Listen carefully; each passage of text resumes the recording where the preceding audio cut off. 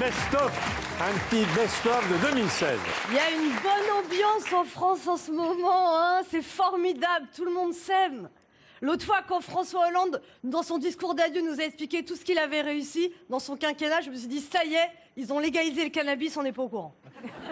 Mais c'était beau, le discours d'adieu de François Hollande. Il nous a expliqué tout ce qu'il avait réussi. Et c'est bien qu'il nous l'ait dit, parce que ça nous a pas forcément frappé. Alors il a dit, j'ai pas eu de bol. C'est vrai qu'il a pas eu de bol, mais nous non plus. Hein. Moi, je crois que ce qui lui a nui, c'est le livre des journalistes. Parce que, par exemple, Sarkozy, il savait pas qu'il était enregistré par Patrick Buisson. Que Hollande, il a vu le magnétophone, il a vu les journalistes, on lui a dit qu'on allait noter tout ce qu'il disait, il a dit des conneries quand même. Non, puis c'est dommage, parce que Hollande, il a réussi plein de trucs, on n'en parle pas. Il a sauvé le site Alstom de Belfort, il avait dit aux ouvriers, il a dit, je m'en occupe personnellement. Quand il a dit ça, ils étaient inquiets. Au début, il pensait que c'était facile, il pensait qu'il suffisait qu'ils disent que la SNCF commande des rames de TGV, mais on lui a dit attention, il y a la concurrence européenne. Et là, Hollande, il a été formidable, il a dit, ben, les TGV, je les commande pour moi. Tournée générale de TGV, c'est Flamby qui rébale. Alors on a dit, ils allaient les mettre où les TGV? Au début, ils pensaient les mettre à l'Élysée, mais après, ils se sont aperçus qu'ils ne pourraient plus rentrer. Et là, il y a un énarque qui a dit, mais pourquoi on ne prendrait pas les rames de TGV, on les ferait rouler plus lentement sur des lignes régionales. TGV, TPV, train à petite vitesse.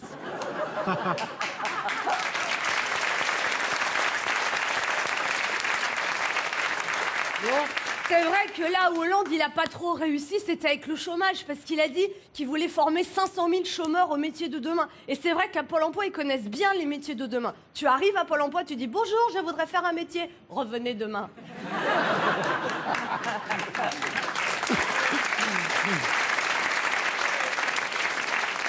Et Hollande, il a voulu moderniser le code du travail. À mon avis, ils auraient dû mettre qu'une seule page avec écrit « Il n'y a plus de travail ».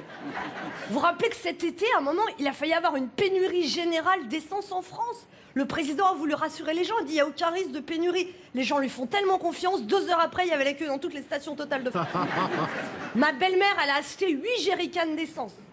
Elle conduit plus depuis 15 ans. Non, Hollande, il a dit que son seul regret, c'était d'avoir proposé la déchéance de la nationalité pour être terroriste. Moi, je trouve que c'était une bonne idée. Faut se mettre en situation.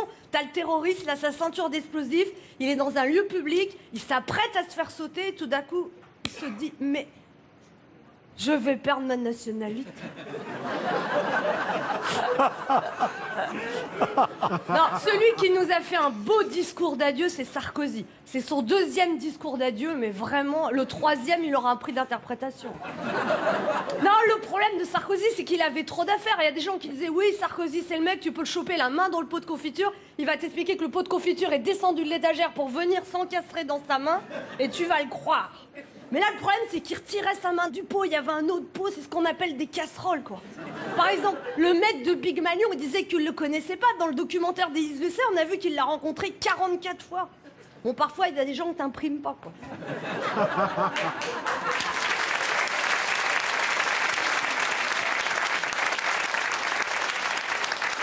Alors, Sarkozy, il a été mis en examen pour dépassement des dépenses de campagne de l'UMP en 2012. 22 millions d'euros de dépassement, personne s'en a aperçu. Moi, je suis à découvert de 1000 euros, je reçois un coup de fil, un mail, un texte. 22 millions d'euros, je veux l'adresse de cette banque. Non, puis alors là, le candidat de la droite, c'est Fillon. Fillon, vraiment, c'est le gars sérieux, compétent, mais... Bah, pendant longtemps, il a pas donné envie. Hein. Ah bah, t'es déprimé, tu vas voir Fillon, tu te tires une balle, quoi. Non, mais vous imaginez un réveillon Fillon-Cazeneuve? Tu fais la fête à l'eau pétillante jusqu'au bout de la nuit, 21h15. Alors, Payon, Montebourg, Valls, Hamon, mais qu'est-ce qu'il y a comme candidat à la présidentielle? Le problème, c'est qu'ils ont tous l'idée d'être candidats, mais il y a beaucoup de candidats qui n'ont pas d'idée. Sinon, il y a Macron. Oh, Macron, son livre s'appelle Révolution. Macron, c'est Che Guevara en Rolex. En plus, Macron, il est avec une femme plus âgée, ça nous donne à toutes de l'espoir. Mais vous l'avez vu, Macron, crier à la fin de son meeting. C'est là où on s'est aperçu qu'il est beaucoup plus jeune que les autres. Parce qu'il n'a pas encore mué.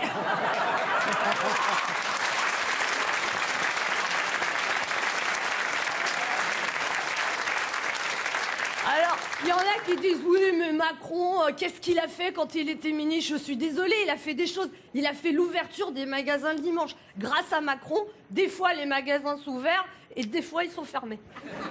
C'est la surprise. Parfois tu penses que le magasin est ouvert, t'y vas, il est fermé. Parfois tu penses qu'il est fermé, il est ouvert. En fait, maintenant sur les magasins, le dimanche, il y a écrit peut-être.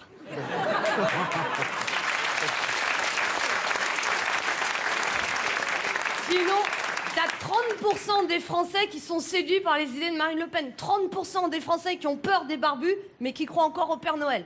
Ils sont persuadés que Marine Le Pen va les débarrasser miraculeusement du chômage, de l'insécurité, de la crise, du terrorisme, de Daesh, de l'euro, des migrants. Mais comment elle pourrait arriver à faire tout ça quand tu vois le mal qu'elle a à se débarrasser d'un vieux de 88 ans?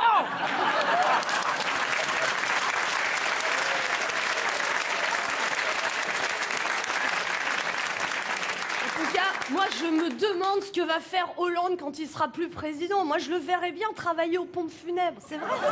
Non, mais c'est vrai. À lui tout seul, il a enterré la gauche, le pouvoir d'achat et toutes nos illusions. Non, moi, je vous avoue que cette année, j'ai un peu peur de souhaiter la bonne année. Quand on a vu ce que ça a donné l'année dernière, excusez-moi. Puis si ça marchait, les vôtres, on n'aura pas besoin de recommencer chaque année. Moi, je vois, chaque année, je prends des résolutions incroyables. Je fais des promesses extraordinaires et je les tiens pas. Je crois que je suis prête pour me présenter en 2017. Alors, en attendant, très bonne année à tous.